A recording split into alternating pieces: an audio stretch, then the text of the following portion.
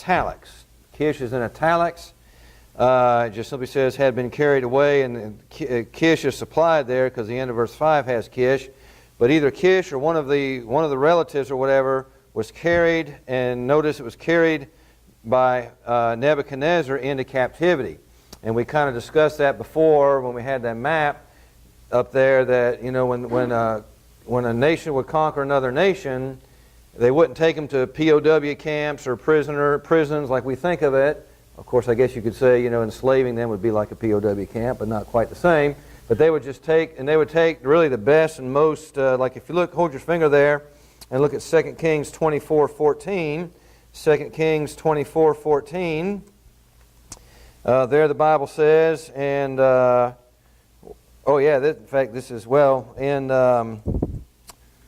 it's talking about king of Babylon, verse 14, and he carried into captivity all Jerusalem and all the captains, all the mighty men of valor, 10,000 captives, and all the craftsmen. Now notice who all he took. All the craftsmen and smiths, none remained except the poorest in the land.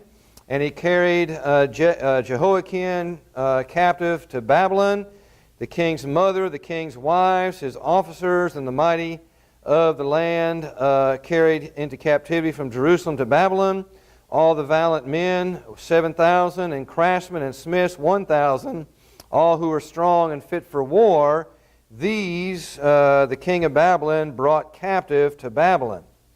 And so they would take, the people that would be of use to them over there, they would leave the poor and such in the land behind, and they would take them captive. And so Mordecai ended up in this area because he at least Kish or one of his ancestors was taken captive, and that's where he was placed. Because, if you can think of that map, before the Medo-Persians took over, Babylon had all that area.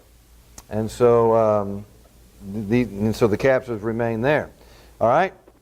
Now, as we go back to Esther, verse 6, verse 6, Kish had been carried away captive. Down in verse 7, and Mordecai had brought up Hadassah, that is Esther, his uncle's daughter, for she had neither father nor mother. The young woman was lovely and beautiful. When her father and mother died, Mordecai took her as his own daughter. So it was when the king's command and decrees were heard, and when many young women were gathered at Shushan the citadel under the custody of Hegai, that Esther also was taken to the king's palace, into the care of Hegai, the custodian of the women. Now the young woman pleased him, and she obtained his favor, so he readily gave beauty preparations to her, besides her allowance, the 7 choice maidservants, and provided for her from the king's palace, and he moved her and her maidservants to the best place in the house of the women. Esther had not revealed her people or family, for Mordecai had charged her not to reveal it. And every day Mordecai paced in front of the court of the women's quarters to learn of Esther's welfare and what was happening to her. And so he was very concerned about the situation. All right, when you go back up there in verse 5, Mordecai, and this is the first time he's mentioned here in the text, but Mordecai, and that is the Hebrew form of a Babylonian name based on their god Marduk. And that would not be unusual for names like that to come about. Remember Shadrach, Meshach, and Abednego? That was actually their Babylonian names, I believe. Yeah, they're Babylonian names. And each one of those names has the name of a pagan deity in it. Just like Daniel, El is the name of God, Jehovah God, or actually Elohim. And so you have that, and so that would not be unusual. All right, also, again, the lineage of Mordecai is similar to that of King Saul. And that's going to come into play because Haman was actually, is traced back to Agag. And remember, King Saul and Agag, a long time ago, King Saul was supposed to utterly destroy them and all that. And actually, that was Amalekite, but, King Saul and Agag go way back. And something else, just as a sideline thing, David and the Philistines were at war all the time, right? But the family of David and the family of Goliath were at war all through a bunch of generations too. I don't know if you knew that or not. That's pretty interesting. But anyway, that has nothing to do with this. All right, Jeconiah there in verse 6, chapter 2, verse 6. Jeconiah is the same as Coniah, who's the same as Jehoiakim, Chin. It's the same one we read about back in 2 Kings 24. And he was known by 3 names. And he's the one Jeremiah prophesied that no one else of his seed would rule again in Jerusalem, which, takes care of any kind of earthly reign in Jerusalem. All right? And then, of course, Nebuchadnezzar is here mentioned. And just gives a history again as to how Mordecai ended up in that area to begin with. All right? And then the Hebrew name of Esther is Hadassah, which means myrtle. And in verse 8, you have, the young woman was lovely. Oh, yeah, so, Esther was very beautiful to look upon, and she was also beautiful on the inside. We already see here her loyalty to Mordecai, which was like a parent to her, in that she was not to reveal that she was from Jewish, and so she stuck to that. Also notice in verse 9, the young woman pleased him. Now the him here is going back to Haggai, who was the custodian of the harem, or the custodian of the house of women. And so Esther fell in favor with him. And actually that phrase, Esther found favor, that occurs quite a bit with Esther. It is said about Esther in verses 16 through 17, and also in chapter 5 and verse 2. And it kind of reminds me of Joseph, for example, in Genesis. The Lord was with him. We have recurring statements like that. Same also with Nehemiah and Daniel. And, faithful people of God often have that with them. God was with them, or there are certain things throughout their whole narrative on them in the Bible that indicates that. And that's the case with Esther. And again, a lesson here, of course, preached all kinds of Acts chapter 2 in Nicaragua, of course, and mission work and all that stuff. But, praising God, the last verse of Acts 2, verse 47, praising God and having favor with all the people. The Lord add to the church daily such as should be saved. Praising God, living a godly life will land you in favor a lot of times, even among heathen. And, so live for God, do what's right, and people are going to like that. And that's something we need to realize. All right, but anyway, so she found the favor with him, and because of that, she was given special treatment, so to speak. And again, and this is one of those cases, it's not, let's see, what you know, but who you know. But in this case, legitimately, he liked her. And so in verse 9, he lists a number of things that he did with her. The young woman pleased him, and she obtained his favor. So he readily gave her beauty preparations. All right, King James there has things for purification. New American Standard has cosmetics. Besides her allowance, that word allowance, King James says such things as belong to her. ASV has her portion, and the ESV has a portion of food. And so, that word is translated various ways. Also, he gave her 7 choice maidservants were provided. Chosen young women the ESV has. And again, these would help her, to get beautiful, I guess. And then also she was given the best place. And he moved her and her maidservants to the best place in the house of the women, or in the harem. And that would be like an apartment, the best apartment, if you will, in that place. Okay? And then verses 10 and 11 again. Well, verse 10 does tell us that she did not reveal her people or her family. And the reason why, because Mordecai told her not to. And then also it tells us about Mordecai's concern, pacing. Now, of course, we're going to read some stuff on Mordecai here later, that he was kind of up in the administration, so to speak. He did have access to parts of the palace that others did not have. And so he was still concerned about her, keeping an eye on things as best he could. All right? Any questions on that section? All right, notice she's chosen as queen. 12 through 18.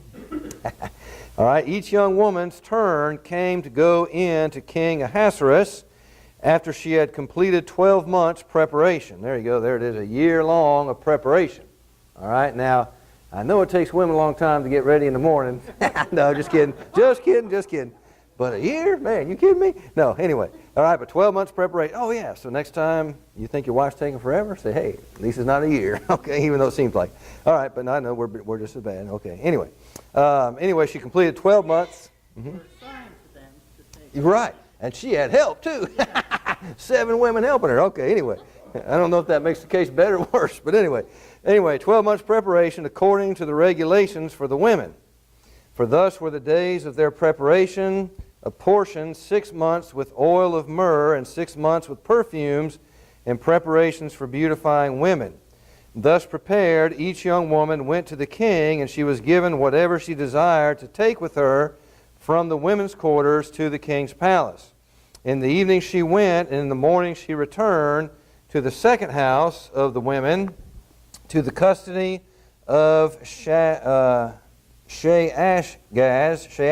the king's eunuch, who kept the concubines. She would not go in to the king again unless the king delighted in her and called her by name. Now when the turn came for Esther, the daughter of Abihail, the uncle of Mordecai, who had taken her as his daughter, to go to the king, she requested nothing but what Haggai, the king's eunuch, the custodian of women, advised. And Esther obtained favor in the spirit of all who saw her. So Esther was taken to King Ahasuerus into the royal palace in the 10th month, which is the month of Tebeth, in the 7th year of his reign. The king loved Esther more than all the other women, and she obtained grace and favor in his sight more than all the virgins. So he set the royal crown upon her head and made her queen instead of Vashti. Then the king made a great feast, the Feast of Esther, for all his officials and servants, and he proclaimed a holiday in the provinces and gave gifts according to the generosity of a king, down through verse 18. Okay? And so many women went before the king at the appropriate time in verses 12 through 14. And again, each had completed a year-long beauty treatment. He mentions the oil of myrrh there. Yeah, and it's kind of like broken up in 2 parts almost. 6 months with oil of myrrh and 6 months with perfumes, etc. And the oil of myrrh is a very sweet smelling thing. It's mentioned again in a couple of the Psalms, Psalm 45:8 and Proverbs 7:17. Then there was also preparation of other things there at the end of verse 12. And here each virgin would stay the night. In the evening she went in, and in the morning she returned to the second house of women. Now, that's where he kept his concubines. Yeah, and that's where he kept his concubines, right? So he had this, it's called the second house. Yeah, yeah. Well, these were the ones that were keepers, you know. Okay, not necessarily the queen, but keepers. And so you had the house where they were preparing, and they go before the king, and then where they were put, you know, basically as widowhood. They could never leave that harem. They would never go before the king unless he called them by name. So it was really kind of a bad thing for the women because they could have no life other than, you know, that. Now, of course, maybe they had the palm fronds going and eating grapes every day. I don't know. But, you know, still I think they would rather have their life back. But anyway, and so that's what happened. All right, and so they went there. Now, you know, I'm sure sex would have been involved on some occasions anyway, but that doesn't necessarily mean it had to be involved.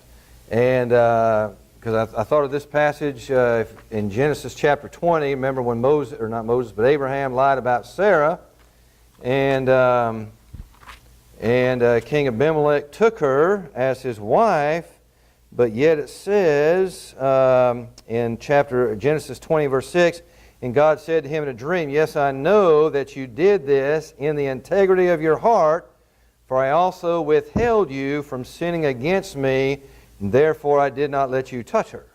And so it doesn't have to be that God's providence can work out where he doesn't have sex with Esther or anyone else for that matter. And so it doesn't mean that she necessarily fornicated in that situation. The Bible just doesn't tell us that. We should not assume that she did. Even though sex may have been involved with all the women and so forth, I don't know. But again, Esther's beauty was inward, and that all can get you a long way. Find favor in somebody's eyes, like she did with everyone else. Even that one statement in here, what did it say, with everyone who came in contact with her, or something like that? Didn't it say that in there somewhere? Yeah, at the end of verse 15. And Esther obtained favor in the sight of all who saw her. And so, in case someone ever thinks about that, but I don't think it necessarily has to involve sex in that situation. All right? But anyway, and so each of the young women went, and the king and so forth. And again, we talked about the second house, as it says there. And but again, Esther obtained favor in all who saw her. And then, so in verse 16, so Esther was taken to King Ahasuerus into the royal palace in the 10th month, which is the month of Tebeth, in the 7th year of his reign. All right, in the 7th year of his reign. And let's see, in the days of Ahasuerus, the 3rd year. Yeah, so chapter 1, verse 3, the feast happened in the 3rd year. And so he was without Vashti in the 3rd year, and he takes her as queen in the 7th year.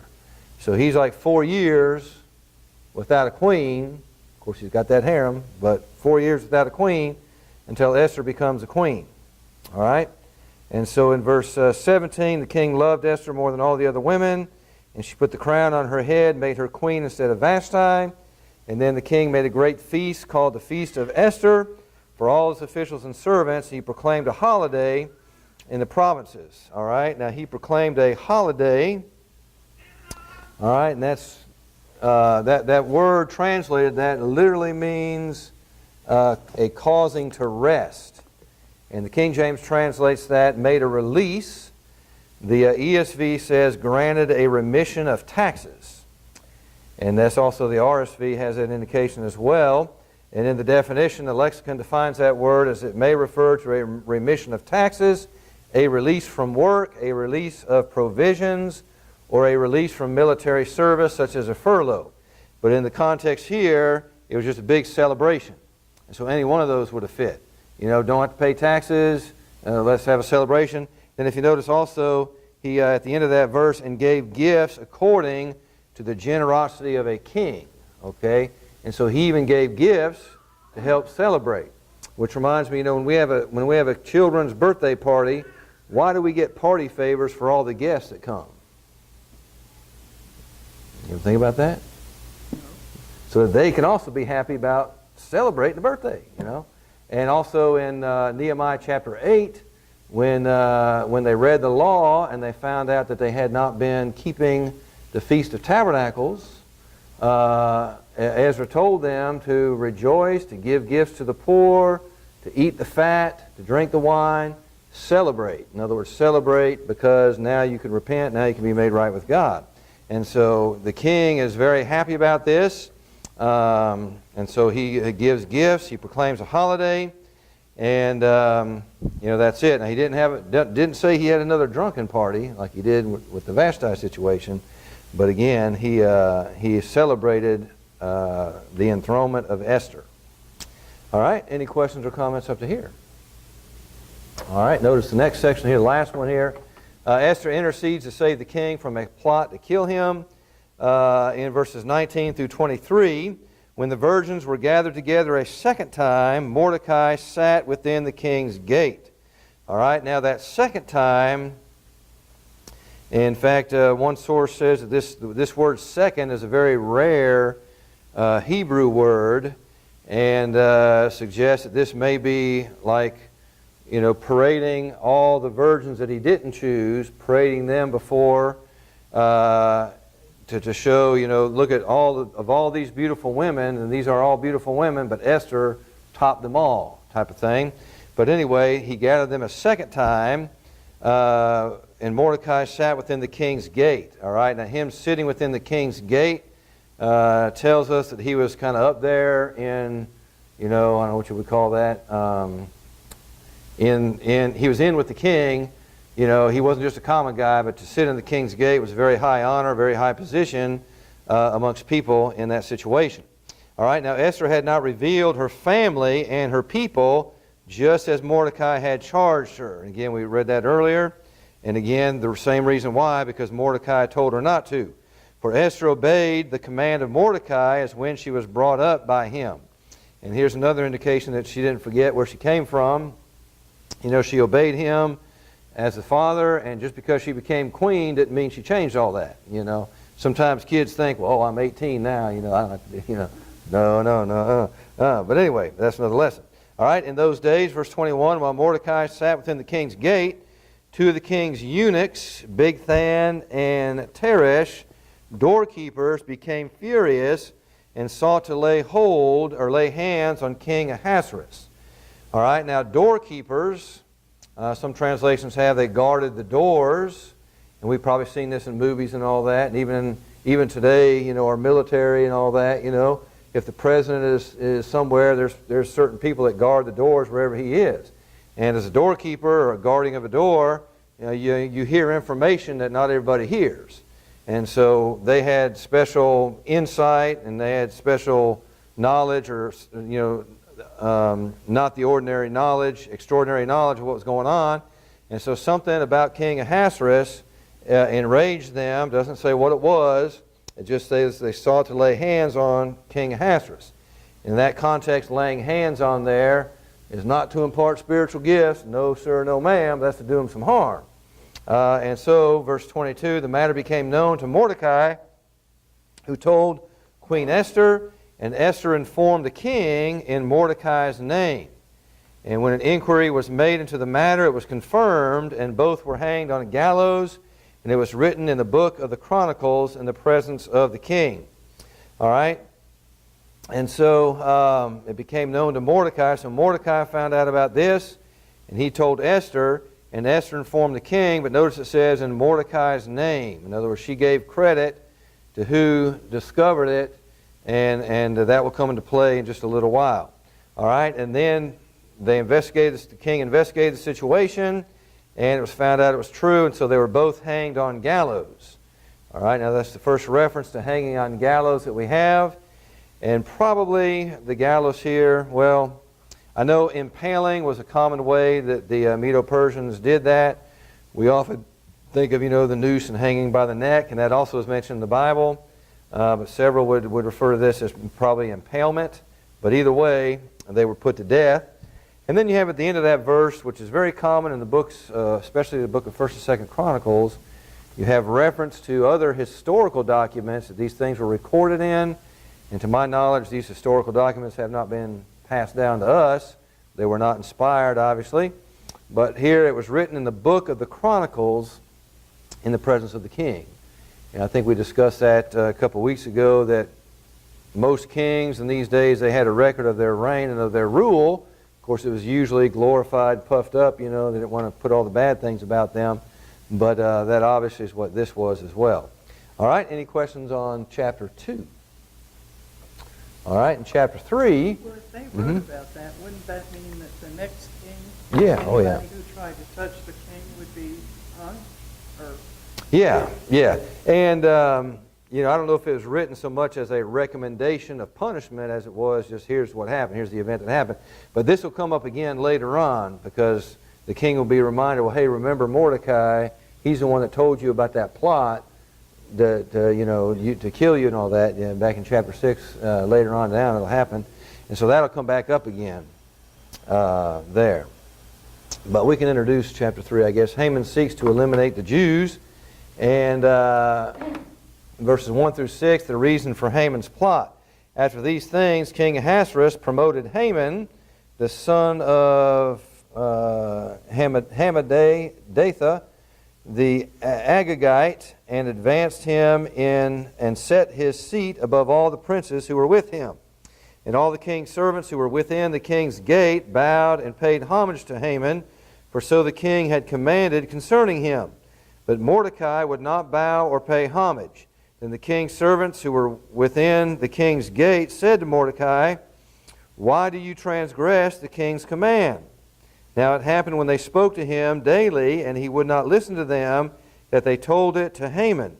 to see whether Mordecai's words would stand, for Mordecai had told them that he was a Jew. When Haman saw that Mordecai did not bow or pay him homage, Haman was filled with wrath, and he disdained to lay hands on Mordecai alone, for they told him of the people of Mordecai. Instead, Haman sought to destroy all the Jews who were throughout the whole kingdom of Ahasuerus, the people of Mordecai. And down there through verse 6. Okay? And so, Vengeful little devil. wasn't he? yeah. And this the first time we read about Haman, and we don't know why he was promoted and all that, but he was promoted. Again, if you notice, his lineage traces him back to Agag of the Amalekites in 1 Samuel 15 and verse 8. And so again, the conflict between the Jews and the Amalekites goes way, way back. And Haman's promotion places him over everybody except for royalty. When it says there that he, at the end of verse 1, he set his seat above all the princes who were with him. And that set his seat. The New American Standard translates that he established his authority. And the ESV says it set his throne above. And so this was a position that was second only to the king there. And it's the same type of thing that Joseph, the patriarch, in Genesis 41, 39 through 45, the same type of position that he was promoted to, second in all of Egypt. All right, and then Mordecai refuses to pay homage to him. It said they bowed down. I believe it says in there they bowed down, paid homage. Oh yeah, they bowed and paid homage to Haman. All right, now bowing down may be done while seeking favor, Genesis 33:3, or when expressing indebtedness, 1 Samuel 20 and verse 41. But whenever you have, one source says, whenever you have the combination of bowing down and paying homage, or the King James says reverencing him, that implies something that is only due to God, bowing down and reverencing. And, the fact that the king, of course, we got back from Nicaragua, and then Ted Wheeler and a bunch of people are down there in Ghana, West Africa. And Ghana, West Africa is kind of like, like I said before, that's the closest to Bible culture I've ever been in, because you have chiefs and heads of clans and all this kind of stuff. But when you go to a village and you go to the chief, you bow. Now, not everybody, the messenger, like the guy that we work, the preacher that we work with and lines up all this stuff, you can definitely tell, he goes in, he doesn't look him in the eye or anything. He goes in, may I come speak and all this kind of stuff. And you can definitely tell it's like that. And, when in Rome, do as in Rome, as long as it doesn't conflict with God's law. And that's the type of thing there. But, but bowing down and reverencing, that's too far to reverence somebody. And so that's one reason, or that's the reason why Mordecai would not do that. And when you see Mordecai's response to that, why did you not do that? At the end of verse 4, Mordecai told them that he was a Jew. And Jews were known, at least they should have been known, and faithful Jews were known for monotheism. There's only one God. And, the pagan cultures, it'd be okay if you worship Jehovah, just as long as you worship our gods too. But the Jews know there's only one God. I, the Lord thy God is one Lord, Deuteronomy 6 and verse 4. And so Mordecai couldn't do that, and so that enraged Haman. Mm-hmm. And there's a difference between, this is like curtsying before the queen. Right, exactly. There's a difference between honoring the position right, and paying exactly. And yeah. that's what he wanted the Yeah, reverence. exactly. And for those of you that don't have the mic, but yeah, she said it was like curtsying before the queen, It's just a traditional way of showing, yes, you're the queen, I'm a subject, but that's not the same thing as reverencing as if you're deity. And that's where it goes too far right there, and that's even true today, and so forth. All right? But we'll pick up with this next week. Appreciate your attention. One of Mm-hmm.